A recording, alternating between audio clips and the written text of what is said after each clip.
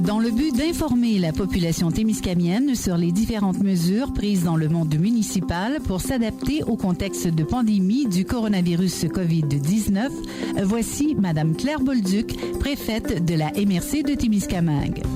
11h30, on a en studio Mme Claire Bolduc et aussi un invité spécial, le Dr Paul-Émile Barbeau. Bonjour vous deux. Bonjour. Bonjour Francis, bonjour à tous. Donc, si tu permets, Francis, vous aurez compris qu'on interpelle le président, le porte-parole du comité santé citoyen en ce moment. C'est très précieux pour la MRC de pouvoir profiter d'un tel comité et on avait besoin de la parole du porte-parole. Mm-hmm. Donc, on a une nouvelle importante que vous voulez nous communiquer, Mme Bolduc. Il y aura un point de contrôle à Winaway. Tout à fait. La communauté de Winaway, qui est très inquiète de l'éventuelle propagation du COVID-19 dans sa communauté, nous informe qu'il y a désormais un point de contrôle à l'entrée de la communauté dans le but de restreindre l'accès à la communauté pour des personnes qui n'y sont pas résidents. L'objectif du conseil de Winaway, c'est de protéger leur population. On sait qu'ils sont dans une situation de surpopulation dans les logements. Ils sont en pénurie de logements et en conséquence, ils veulent vraiment s'assurer de limiter les risques de propagation de la maladie. Alors, ils se sont donné un point de contrôle à l'entrée de la communauté. J'avais pris l'engagement auprès du chef Mathias de communiquer l'information. S'il vous plaît, on vous demande de respecter le point de contrôle. C'est un souci de protéger les citoyens de cette communauté-là. Alors, merci de respecter le point de contrôle qu'a mis en place la communauté de Winaway. J'ajoute également que ce matin, en conférence téléphonique avec les dirigeants du CISAT, on apprenait qu'il n'y a toujours aucun cas confirmé de COVID-19 en Abitibi-Témiscamingue. Il y a des personnes qui sont suspectées, qui ont passé les tests. On attend les résultats, mais à ce jour, aucun cas confirmé en Abitibi-Témiscamingue. Et aussi, parlant d'information, il y a beaucoup de désinformation qui circule là, sur les réseaux sociaux, autant que là-dessus, ou par la voie de bouche à oreille. Là. Tout à fait. Les informations, on voit beaucoup de fausses nouvelles circuler. Alors, on vous invite à consulter de façon régulière et assidue les sites gouvernementaux du gouvernement du Canada, du gouvernement du Québec, du gouvernement de l'Ontario. Ce sont des sites où les informations sont vérifiées et validées. Ce sont des sites dont l'information est concrète, à jour, et on vous invite à consulter ces sites-là. Si on voit circuler plusieurs nouvelles, par exemple un cas confirmé à Amos, allez vérifier sur le site. On vous dira si oui ou non il y a vraiment un cas confirmé. Et actuellement, les sites confirment qu'il n'y en a pas. Et relativement à ces informations-là, on a l'information qu'il y a une catégorie de citoyens pour qui c'est beaucoup plus difficile de se confiner, de respecter le confinement qui est demandé. Et c'est pour ça que je conviais Paul-Émile Barbeau à nous expliquer en quoi c'est important pour les personnes de plus de 70 ans de respecter le confinement. Paul-Émile, pourrais-tu nous l'expliquer? D'entrée de jeu, je vais rappeler aux gens que ça s'appelle COVID-19 pour une raison particulière. 19 parce que les premiers cas sont apparus en décembre 2019. Et on veut le comparer à celui qui a eu lieu auparavant, qui est le SRAS qu'on a eu en 2003.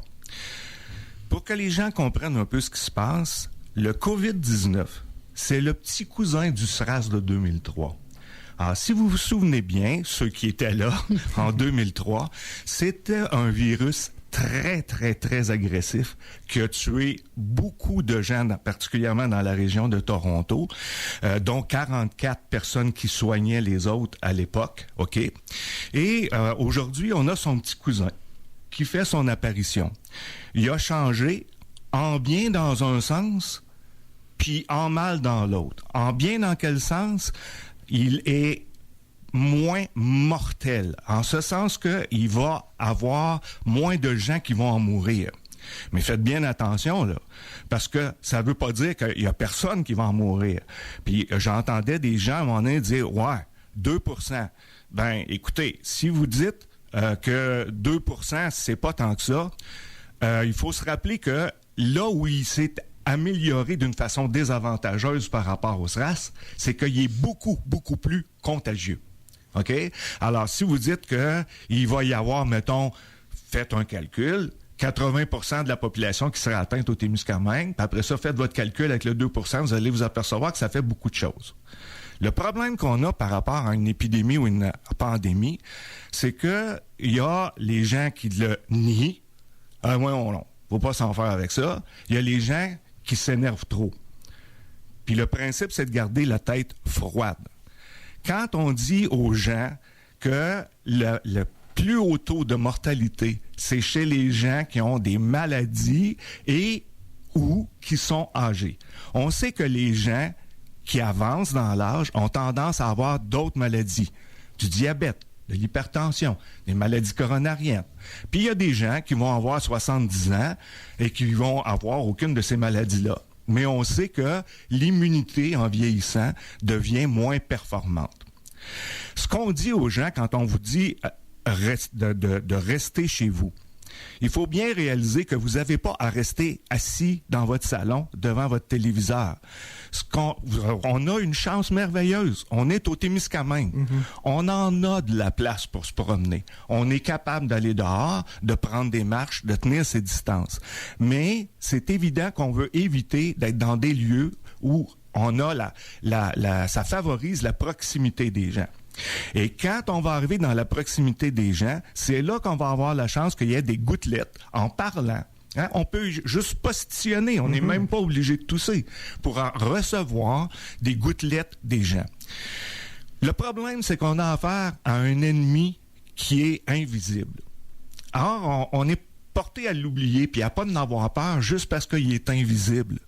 Mais imaginez-vous la table de billard. Tant que la boule blanche n'a pas frappé, les fameuses boules, là, elles sont là, inertes. Il n'y a rien qui se passe, mais quand elle frappe, elle frappe. Puis là, les boules commencent à se disperser partout. C'est exactement la même image avec l'infection. Quand la boule, elle frappe, on vient d'en avoir 15 de contaminés. Et voilà que les boules se mettent à se promener partout dans la communauté. On n'en a pas. On veut que ça reste comme ça. C'est ce qu'on veut. On ne veut pas que les gens paniquent.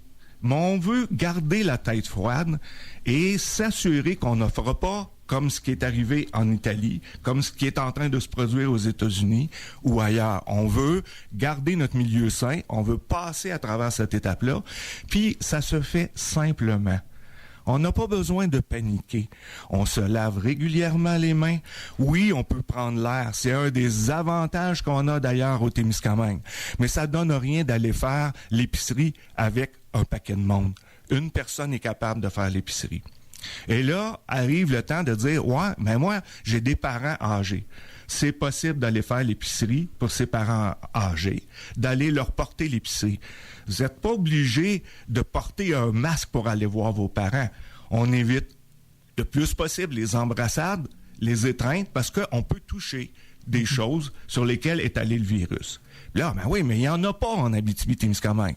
Il n'y en a pas encore, et c'est ce qu'on veut garder.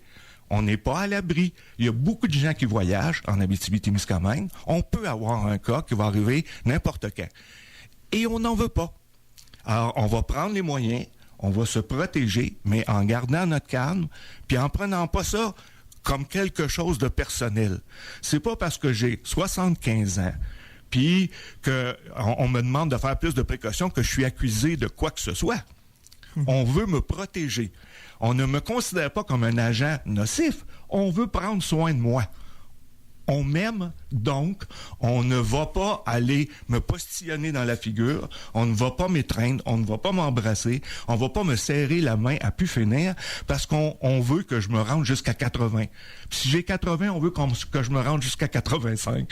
C'est tout simplement ça le message qu'on a à faire. Si on regarde ce qui se passe, c'est de vouloir se protéger les uns les autres. L'autre chose, c'est que parmi les gens qui vont avoir tendance à nier ça, c'est les 20 à 50 ans. Mm-hmm. Si on regarde ce qui s'est passé en Corée du Sud, c'est majoritairement des gens de 20 à 45 ans qui ont été atteints. Ils ont eu un taux de mortalité moins élevé, justement parce que c'était des jeunes. Mais ça ne les a pas empêchés de traîner une semaine de temps dans un soin intensif intubé, par exemple. OK? Alors, c'est pas parce qu'il y a moins de mortalité chez les jeunes que la maladie est pas grave.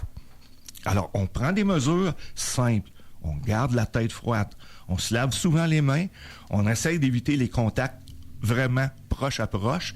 Puis on va passer cette étape-là. Puis à la fin, on va regarder en arrière. Puis on va dire, ouf, on s'est tenu les coudes. Puis on l'a eu ensemble. On a été bons. Et à cet égard-là, c'est important pour moi de vous partager que plusieurs de nos mères, dans la MRC ici, plusieurs de nos mères ont plus de 70 ans et ils ont tous accepté de se confiner, de restreindre leurs déplacements justement pour, se protéger, mais également protéger les autres autour d'eux. Alors, moi, je ne peux que saluer ce geste-là de la part de nos mères. Je les remercie infiniment de donner l'exemple. Et je suis personnellement en contact avec ces mères-là. Je les appelle, je me renseigne, je vérifie si ont besoin de quelque chose. Le téléphone demeure un outil très, très précieux pour prendre soin des personnes qui acceptent de se confiner volontairement. C'est une question de se protéger personnellement et de protéger notre collectivité. Paul-Émile, quelqu'un qui cherche à aider les autres, quelqu'un qui voudrait porter de l'aide ou porter assistance à des personnes dont on sait qu'elles se confinent ou qu'elles restent chez elles. Les meilleurs moyens pour le faire, ce serait quoi? D'appeler? D'appeler, de savoir quels sont leurs besoins pour pouvoir aller dans les endroits où il faut acheter ce qui leur manque pour leur apporter. C'est aussi simple que ça. Rester en contact virtuel avec eux autres, que ce soit par des emails ou par le téléphone, tout simplement. Et à ce moment-là, quand les gens disent, je serais dû pour aller faire une épicerie, qu'est-ce que vous achetez habituellement? Allez faire l'épicerie pour eux autres et leur apporter, tout simplement. L'autre chose, c'est que vous promenez en mettant un masque, c'est inutile si vous n'avez pas de symptômes. OK? Fait que si vous avez des symptômes, si vous éternuez, si vous toussez, portez un masque. Mais à part de ça, affublez-vous pas d'un masque. D'abord, la plupart des gens le porteront pas comme il faut, puis seront pas vraiment protégés d'une façon adéquate. Donc, c'est inutile de prendre des mesures comme ça. Si à un moment donné, vous allez dans un endroit qui serait supposément hyper possible d'être contaminé, puis vous décidez de mettre des gants, il va falloir savoir comment enlever les gants, puis où les mettre après, d'une part.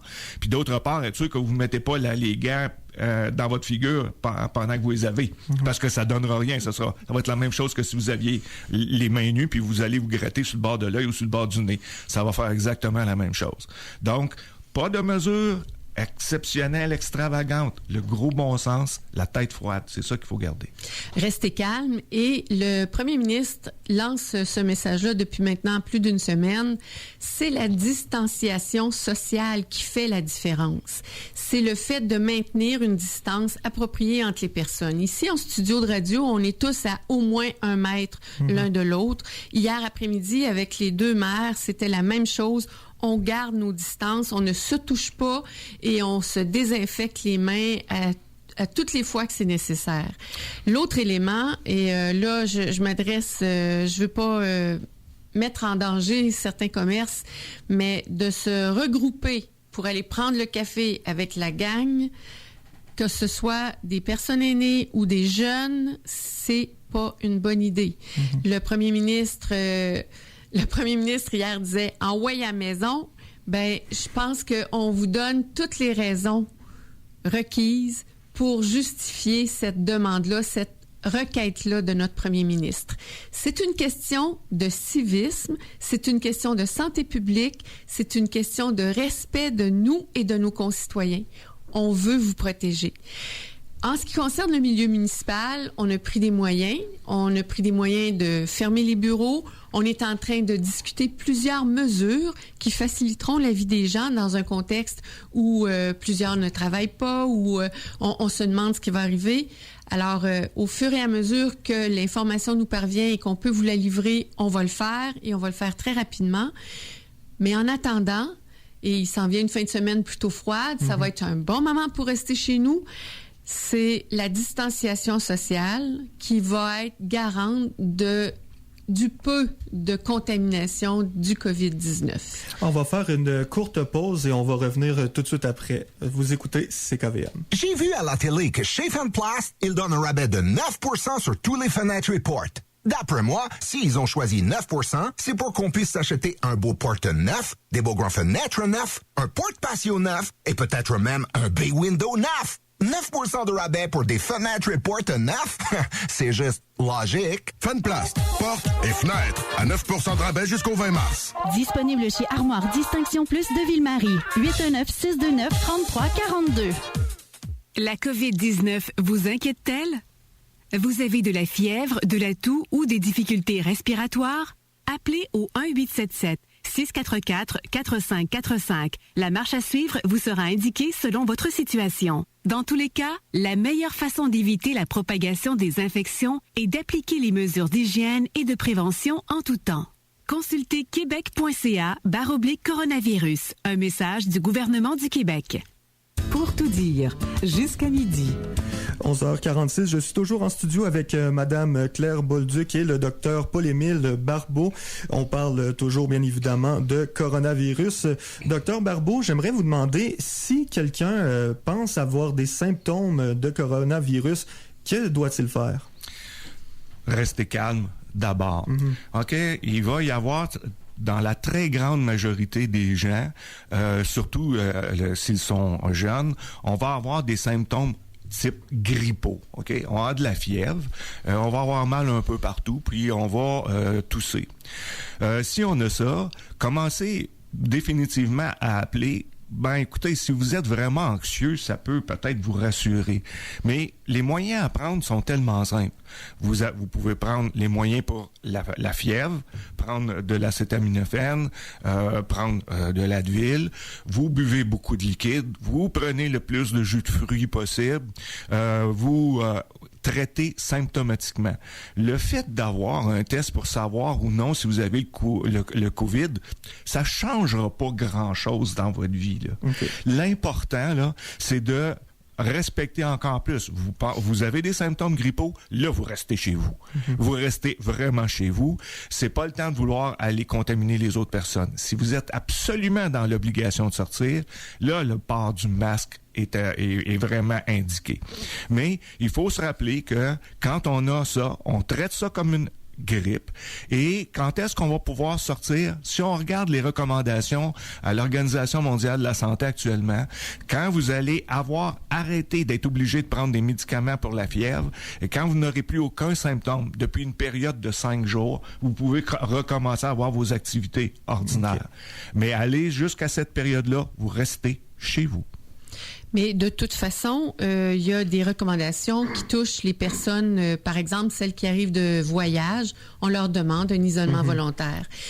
Et je rappelais hier que les commerçants ont signifié la très grande importance de respecter ça, étant donné que ce sont des services essentiels. Et en ce moment, on veut protéger les travailleurs et travailleuses de ces services-là. On a aussi...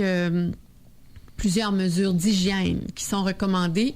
La publicité, juste il y a quelques secondes, le rappelait. Lavez-vous les mains, ne touchez pas les personnes, utilisez des moyens, des salutations éloignées pour saluer et montrer votre appréciation de rencontrer quelqu'un que vous connaissez. Restez les consignes sanitaires, c'est vraiment si vous avez à tousser dans le coude, éternuer dans le coude. Ce sont des mesures simples à mettre en application et c'est des mesures que chaque citoyenne peut mettre en œuvre. C'est des mesures de civisme, c'est des mesures qui vont nous permettre de tous nous protéger. Et on parlait tantôt de désinformation plutôt, mais l'information de qualité, c'est où qu'on peut la trouver? J'ai parlé des sites du gouvernement. Alors, québec.ca/coronavirus.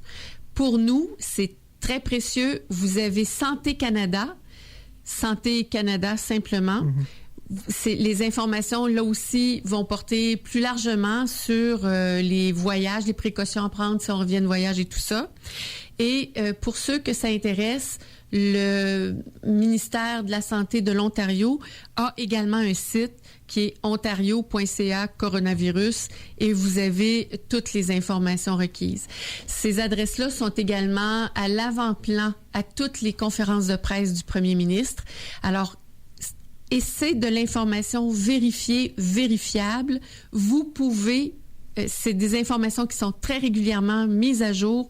Vous pouvez vous fier à ces informations-là. Au-delà de ça, les diffusions Facebook, Instagram, les partages de toutes sortes d'informations, on peut utiliser ça pour se soigner, il y a une personne qui est infectée à Amos ou à Sudbury ou ce sont des informations qui circulent, qui ne sont ni vérifiées, ni vérifiables, ni confirmées. Alors, les sites gouvernementaux demeurent les meilleurs moyens de se renseigner. Et finalement, pour conclure, est-ce que vous avez un mot de la fin pour... Paul-Émile? Écoutez, les gens me connaissent à travers le Témiscamingue et on parle très sérieusement depuis tantôt. Alors, je vais finir sur une note qui va être, je l'espère, amusante, mais à la fois sérieuse. Il y a une question qui m'a été posée qui était pertinente à mon sens parce qu'on sait que cet aliment-là a plusieurs qualités, c'est l'ail. Et on me disait, est-ce que l'ail peut tuer le coronavirus? L'ail ne peut pas tuer le coronavirus. Mais par contre, si vous mâchez très adéquatement 2 gousses d'ail, ça va vous aider grandement à garder la distance sécuritaire avec les gens qui vous entourent. Merci beaucoup, Dr Barbeau. Ça donne un bon petit truc là, pour... Bonne fin de journée à tous. Bonne distanciation sociale et bonne santé tout le monde. On prend soin de nous, s'il vous plaît.